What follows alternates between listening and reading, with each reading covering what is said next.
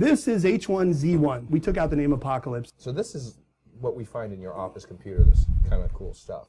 Yeah, H1Z1 is a MMO that allows players to take on the role of a apocalypse survivor who is in a world that's filled with zombies. A world, not just a little tiny server, a world where people can actually, in a world.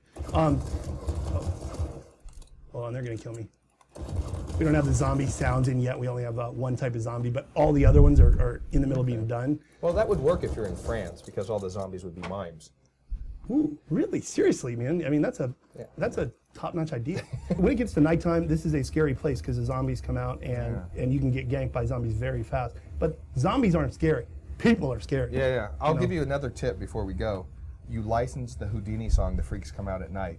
And when you play the night mode, that song plays, The Freaks Come Out at Night. Okay, I'll have to look up that song because I do not know it. That is scary. This game can be scary, can't it? That's the point. Yes, it's like when you see a zombie coming up at you with nothing out, there's a highway flare. But here's something else that you're going to be able to do that you can't do in these other games. Light things on fire. We're in the middle of putting that in now, so you're going to be able to burn down trees, burn down stuff. Yeah. And that's going to be a lot of fun. The idea of these players building this fortress and all of a sudden these other guys coming in, lighting it on fire and waiting until they come out of the fortress. I like that he keeps lighting his farts. Yeah, that's actually, that was hard to get right the first time, but we did it. Sorry, please continue. No problem. Oh, it's pretty fast too. Oh yeah, we modified the PlanetSide 2 engine. Yeah, this is your own engine, I remember. Oh yeah, oh yeah, no, it's called Forge Light. We do our own stuff. We're having so much fun with this game. I mean, look at the world, it's just gorgeous. There's a day-night cycle that goes through this game. Oh God, yeah. But in this game, it matters a lot more than in others because it gets really dark at night and you have to have a torch and you're going to be ganked by other players. So we've got vehicles in here. We can actually add aircraft if we want to. Our goal is to build out this entire massive, massive world that's just this apocalypse of the United States where people are fighting each other, they're fighting for survival. We have base building.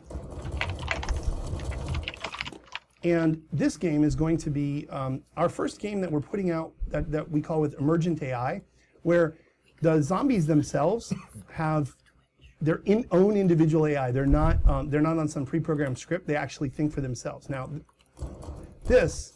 So it's not the same experience over and over. Oh no! It's radically different. And you can loot stores. You can build fortresses. What you're seeing in some of these other survival games taken to the next level, because we have an engine that can just outperform anything that I've seen in these other games. We're a milestone away right now from a whole bunch more zombies and a whole bunch more content. But what we're trying to do with the world in this game is build a much larger, persistent world than you've ever seen in any of these kind of DayZ or Rust. Yeah. Where you can build persistent fortresses, players can raid each other, and if you think of Walking Dead, if you think of that town and the prison, that's the kind of, we want these camps fighting with each other. Old cars laying around, and I mean they're junkers, right? It's 15 years after zombie apocalypse, so you're going to have to find a new battery. You're probably going to have to charge it. Maybe you have to wait for a lightning storm or something.